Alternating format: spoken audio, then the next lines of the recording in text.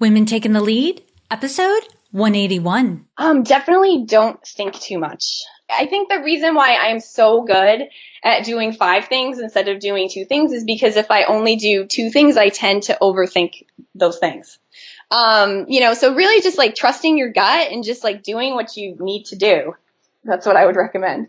Hello, my name is Jody Flynn and welcome to Women Taking the Lead, where we are all about creating blasts of inspiration to help you overcome self-doubt so you can lead with confidence, integrity, and a sense of humor. Head over to womentakingthelead.com to join the community and get the resources to support you on your leadership journey. Now, your future awaits, so let's get started. Every child wants to be the hero of their own story. At JulesCustomBooks.com, your child plays the central role in every book, bringing joy and delight when they hear their name and those of their family and friends. Visit JulesCustomBooks.com to make your child the star of the show. Hello, everyone, and thank you for joining us today. I'm here with Milly Welsh, who is the founder of Zebralove Web Solutions, a web development company in Portland, Maine that specializes in web design and development, mobile app development, and search engine optimization. Milly started Zebralove in 2006 and loves to help businesses, small and large, achieve the online presence they need to grow to the next level. Milly is currently working on a mobile app called VibeSquirrel that will come out for iOS and Android in early 2017. And she's one of the sponsors for Women Taking the Lead. Yay! So Milly, that is just a little intro for everyone. So tell us a little bit more about you and your own humble beginnings. Well, thank you so much, Jody. So the one thing I really like about your show is that it shows that there's a process to becoming a leader. It's not something that, people typically have from birth. And definitely something that no one would have said about me when I was younger is like, yeah, I think that girl is going to be a great leader when she grows up. Yeah, for real. So as a kid, I didn't get good grades. I wasn't well liked by my peers. I was pretty much always in trouble. And it wasn't that I wasn't smart or that I had a bad home life or anything. Honestly, it was just that, really due to the fact that I just had so much energy. When I was in school or when anyone's in school, they expect you to, just sit down and pay attention. And that's just not something I was capable of early on. And as I got older, though, I did eventually, figure out how to turn my high energy into a positive instead of a negative. Definitely high school was a time when that really turned around for me. High school, I kind of felt like it was a bit more self-directed and less structured. I was always really good at art when I was a kid, and in high school, I actually went to vocational school half the day to study art, which is something, I was really interested in, so it was easier for me to pay attention. When I was a teenager, I kind of discovered that it was just a lot easier for me, to have a job and then play sports after school and to get all my work done. So that was something, that I actually figured out that I was good at. I'm actually better at juggling 5 things, instead of like 2 things. So 2 things is a struggle for me, but 5 things, I got that all day. So. Yeah, I can almost relate to that, Milly. I know you have way more energy than I do because we know each other personally as well. So I see you live and I see all the energy you have, but I can totally relate to that feeling of if I only have 2 things and it's not occupying my attention, I am all over the place and distracted and have a hard time completing it. But when I have a lot on my plate and deadlines looming, there's nothing for me to do but focus. Like it has to get done. And so that is awesome because I can totally relate to that. And I have to say, you're the first guest I've had on this show who was developing their own mobile app. And I know we're going to get into that a little bit more, but I just had to mention that because that is just not something I've heard someone be like, oh yeah, no, by the way, I'm creating my own mobile app. So I love that we have a diverse group of women who come on this show. So thank you for coming on and continuing to round out that sphere, because I know there are women out there who are thinking about going into technology and coding and all of that stuff. And they don't always have women in their lives, that they can talk to or relate to, who are interested in those things. So you definitely represent that sector. And you've come a long way from those early years of not knowing what to do with all your energy. And knowing you personally, I know that you're having directed that energy now into your business. Mm-hmm. That has been a big deal. And you really took off we both started, you started your business a few years before I did, but we were both still in the early stages of our business when we started to get to know each other. And you have come so far. And I know from the first time I met you, your confidence level has just skyrocketed. It's just amazing when you can watch somebody's evolution in their business. But if you could, Millie, take us back to a time when you maybe weren't so confident in your skills, a moment when you were playing small, and you may not have been aware of it at the time. A lot of times these moments, it's only in retrospect that we realize we were undervaluing our capabilities. So if you could share with us the story and the lessons you've learned. Well, okay, so my playing small moment, it's something I did a lot, but then I did it this one time, really badly.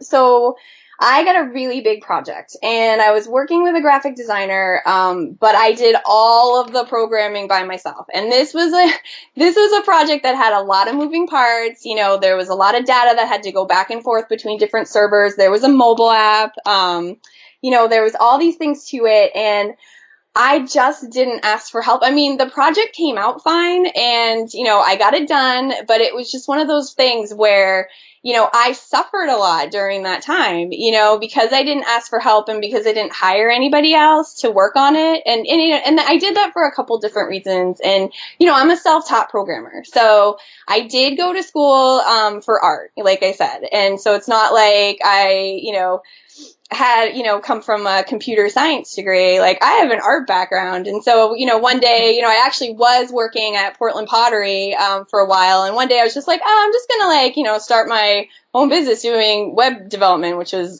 something I didn't really know a lot about. So it was really trial by fire. And I pretty much just taught myself everything, but I was really kind of scared to work with other developers because I was scared that they would figure out that I was a fraud. How we do that, that's pretty common.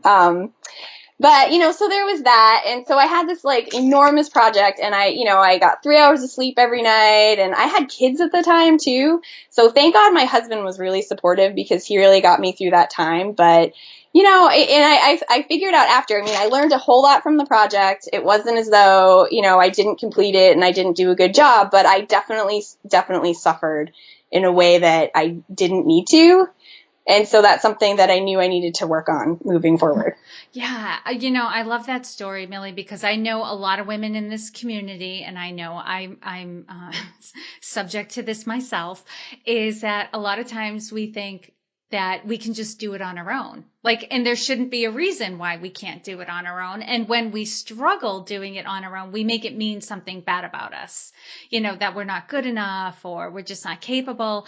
And I agree with you. Sometimes we doubt our own skills and abilities so much that we don't want people to get too close to the process because they might end up figuring it out, like you said. And that's just the imposter syndrome and it's not real, because I know for you, especially, there are some people who are in some big, IT companies and very knowledgeable about whether or not somebody has programming skills, and they're constantly raving about you. So I know even though you are self-taught, you are really good. You did a really good job self-teaching yourself.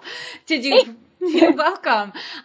Because you've just got it down, and you're also really great on, when you need to develop a new skill, you just do it. And, to be honest, I think a lot of programmers have to go through that because, if you went to school 10 years ago for computer programming, there's no way that you're up on everything that's going on today if you haven't continued to teach yourself and to research what the changes are. I mean, computer programming, it's just a Right. field that is constantly developing. So even if you have your degree in it, you have to continue your education afterwards. So I definitely can relate to that.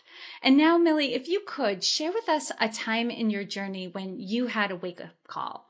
Take us back to that moment and share the steps you took that led to your success.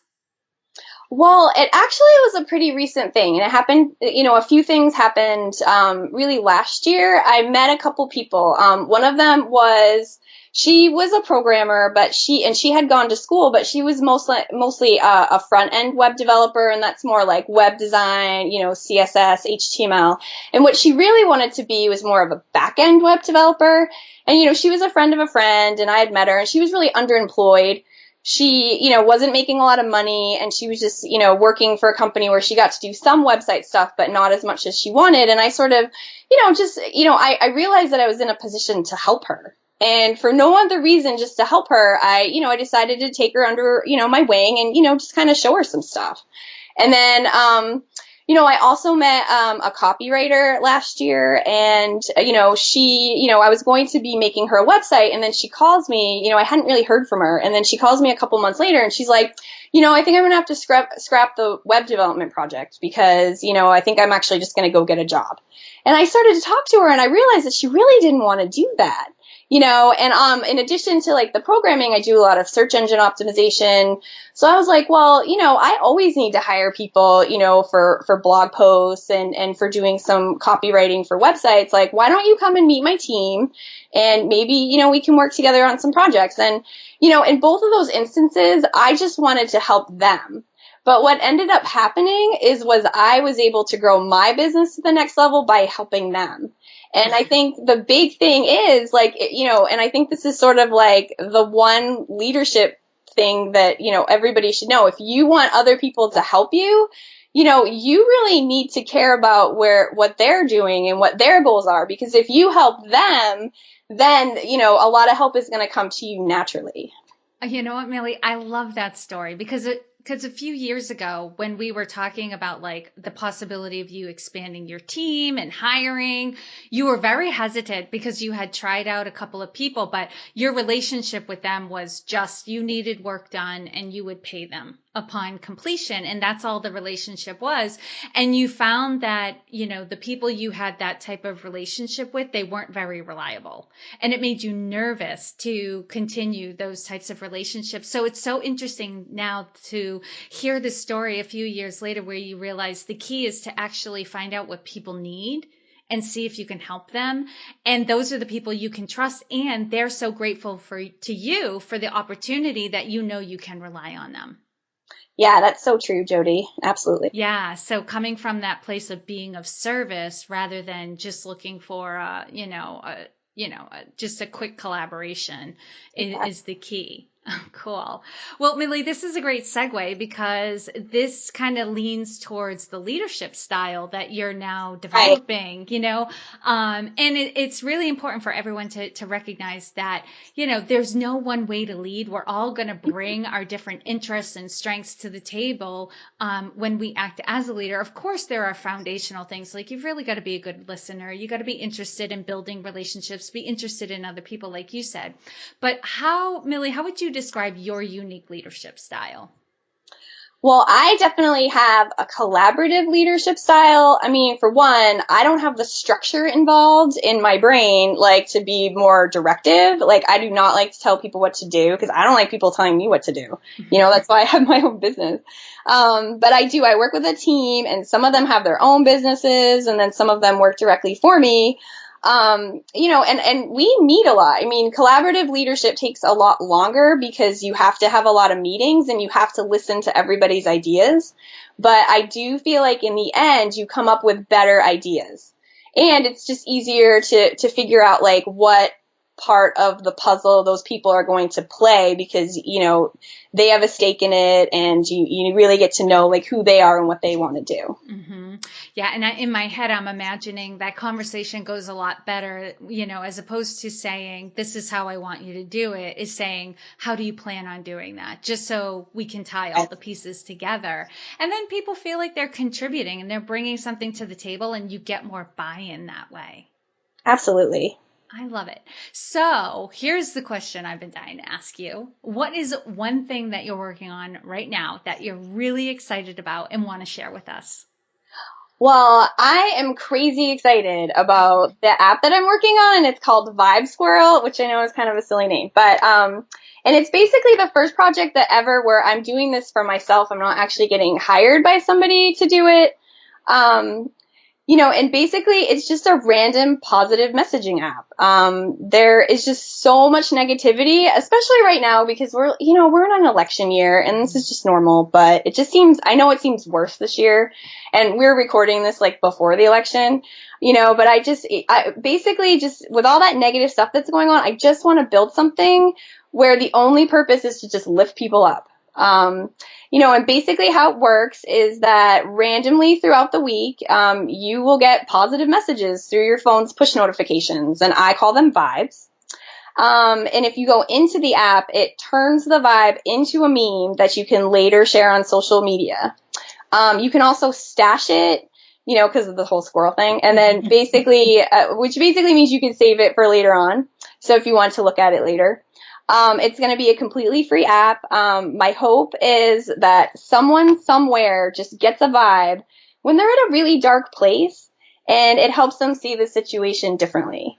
And that's why I'm making it random also, because if you send push notifications like every day at like 10 a.m., people will expect it and it stops having an impact. But I think by making it random, there's a better chance to get that message, out to somebody at the right time. It's still in development, and it's, so I'm hoping that it will come out early, next year for both Android and iPhone.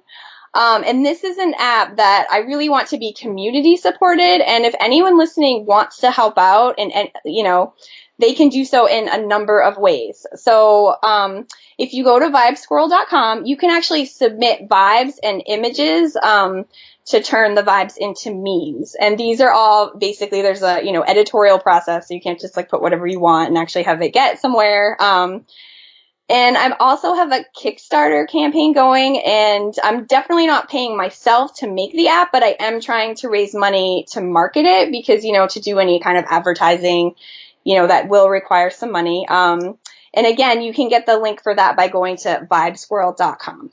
I love that. I can't wait. And I love how the messages come randomly, because then you never know, right. And you feel like, oh, if it comes through, I should read it right now because it's timely. Like, feeling like the universe is sending you this message, not just VibeSquirrel.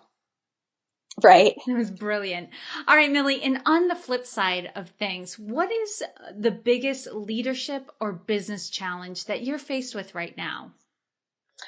It's definitely, an employment thing. So I have a part-time person that works for me that I want to make full-time, but, taking that jump is kind of scary. So, you just have to make sure you have enough money.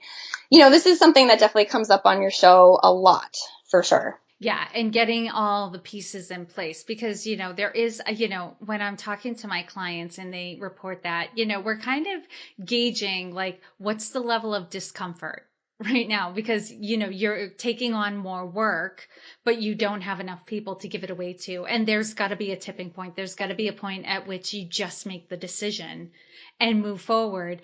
And a lot of it is just making sure you have a really good funnel to keep bringing referrals and business into your business. Right. Love it. All right. And Millie, tell us about the people you have around you that make it possible for you to, achieve the level of success that you have and to continue to grow it.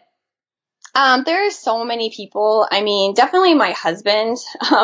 He does, in our family, he does half the work because I work a lot, so he really steps up, and he, I have a really crazy schedule, and he takes care of the kids, and he doesn't complain, and he really gets what I'm trying to do. So he's very supportive, and I definitely couldn't do it without him. And then the people on my team, Noelle and Lynn and Kimmy and Scott and Mike, I have a great team that I work with that help me, get things done on a regular basis in different capacities. I have to rely a lot on other people, like my parents. I mean, my dad, he's an engineer. Like, he's actually the one that really pushed me in sort of a technology direction, which is not something that, somebody usually does for their daughters. That's not, and for him, it was just like, yeah, no brainer, because he just wanted me to make money when I got out of college. But I was really, I think that really helped me a lot. But, my parents watch my kids. Jake's mother watches my kids a lot. And even just random people in the community, like my neighbor, sometimes I'll just send my kids down there, to do something. But really, it takes a community. Yeah, sure. absolutely. Yeah. I love the expression, it takes a village, and I think in some communities, they've gone away from that, where a lot of people don't know their neighbors. But I remember, and I believe you have this experience right now too, where, I remember being little and stepping out, and there were like houses like all around us, full of families, and you knew you could go up to them and knock on the door if you ever needed anything. Right. Exactly. And the moms and the dads would definitely like come to the fore and be helpful. So that's amazing. All right, Millie, now we're in the quick leadership roundup. So tell us, what is one practice that you have that helps to make you a better leader? Basically, this really comes back to my aha moment, but when I start working with somebody, I usually like to have a heart to heart with them and figure out like where they want to go, like what's their dream. Because that way I can really figure out how they fit into my team, but also how I can help them moving forward so that, they're getting what they need out of the situation, so they don't leave me down the road. I mean, and it really isn't about me, but I really also just love to, see people, make their goals and just have a really positive, awesome life. So. Yeah, you're the type of person, I can't even imagine you having somebody on your team that you don't also know personally as well. Right. And when I say personally, I mean really personally, like this is a person you would invite to have dinner in your home, at any given point. Yeah, absolutely. And Millie, what is one book that you would recommend to another woman to help her develop her leadership? Okay. So I have to be honest, I have never read a leadership book, but I have, because in the last 10 years, I've had kids and I've been, I've read a lot of programming manuals and a lot of kids books, but, not so much leadership books. However, I picked The Little Engine That Could, because I think there are a lot of really good leadership lessons in that book. So basically the little engine that could, she's slower than the other engines, but she gets to her destination and she just kind of keeps moving forward.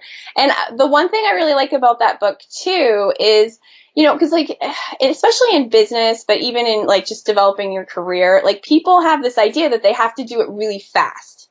But you don't necessarily have to do it really fast. I mean, like I grew my business quite slowly. I mean, I did have 3 kids while I was growing my business, so that was more of a necessity. But what I really liked about it is that I've been able to become really well positioned in the market now because it changed a lot. So I was able to pivot into like mobile apps and search engine optimization and some of these things, whereas like a lot of the businesses that went, gung ho and really fast, like they're not in business anymore. So I definitely think like there's a, in leadership, slow and steady, you don't always have to get there overnight.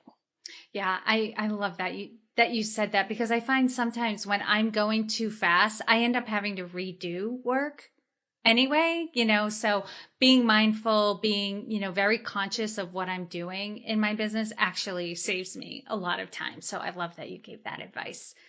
And Millie, what advice would you give your younger self? Definitely don't think too much. I think the reason why I'm so good at doing 5 things instead of doing 2 things is because if I only do 2 things, I tend to overthink those things. So really just like trusting your gut and just like doing what you need to do. That's what I would recommend. Love it. And Millie, share with us a success quote or a mantra and why it has meaning for you. All right. I got this off of VibeSquirrel. And it's each of your cells is a galaxy in the universe that is your body, you are full of amazing things. And that really resonates with me because I think sometimes people get way too focused on like what they're doing and like all their stress. And if I don't do this, like this will happen. And I really like to just kind of zoom out and then just like kind of see how amazing life is, because life is really freaking amazing. And, it just makes me feel better. And it's sort of how I'm able, to just get up every day with a smile on my face, even though I do have a lot of stress. Mm-hmm. Yeah, no, changing your perspective on things absolutely makes a difference. And I think that's why we focus so much and make jokes of first world problems, right? Because most of the things that stress us out are not things that would endanger us, right? They're really not things that would cause us harm. I was sharing with a client the other day about how much stress I experienced because I thought my computer had a virus and I had to give it over to, the technician for half a day. And I was freaking out about it. And, but what helped me was to think about tonight I'm going to sleep in a warm bed and I'll have a meal before I do so. And I'm going to wake up tomorrow well rested, and so everything's okay with the world. And I like your added layer of the world is amazing. Like, let's appreciate that. So love that. And Millie, lastly, what is the best way for this community to connect with you? Wow. So I'm already a sponsor, so my ad's going to come up. So I'm just going to give you all of the VibeSquirrel ways to contact me. So, as I mentioned, VibeSquirrel.com, you can go there and you could, donate to the Kickstarter if you want, or just submit vibes or whatever. We're on Twitter. The handle is at VibeSquirrel, Instagram at VibeSquirrel, Facebook at VibeSquirrel, and Pinterest is also pinterest.com/VibeSquirrel. So basically by just Googling VibeSquirrel, you'll be able to find me and the project that I'm working on. Yeah. And I imagine you have all the social media icons on your website as well. Yes. So if they go there, they can find you on any platform. That is perfect. And so for those of you who are listening, I know oftentimes you're on the go, you're out for a run, you're in the car, on the way somewhere. Don't worry about the spelling of squirrel and all of that. You can find, what was that, Millie? I said it is hard to spell. Yeah. Yes, I'm always like 1 hour, 2 hours, but I figured it out. It's 2. So for those of you listening, you can find all the links and resources that Millie shared on this episode at womentakingthelead.com. And Millie, thank you so much for taking the time to inspire and enlighten us. We are all better for having met you. Thanks so much, Jody. I really appreciate it. Your website tells a story about your business. At Zebralove Web Solutions, Millie and her team are going to make sure your website tells the story you want your customers to hear. Connect with Millie at zebralovewebsolutions.com to create the impression you want to make. Thank you for joining me on Women Taking the Lead. Are you ready to take the lead in your own life but need some support? Head over to womentakingthelead.com/contact to introduce yourself. And to strengthen you on your leadership journey, I'd like to send you off with a quote from Marianne Williamson. Our deepest fear is not that we are inadequate. Our deepest fear is that we are powerful beyond measure. It is our light, not our darkness, that most frightens us. We ask ourselves, who am I to be brilliant, gorgeous, talented, fabulous? Actually, who are you not to be? You are a child of God. Your playing small does not serve the world. There is nothing enlightened about shrinking so that other people won't feel insecure around you. We are all meant to shine as children do. We were born to make manifest the glory of God that is within us. It's not just in some of us, it's in everyone. And as we let our own light shine, we unconsciously give other people permission to do the same. As we are liberated from our own fear, our presence automatically liberates others. Again, thank you for joining with me, and here's to your success.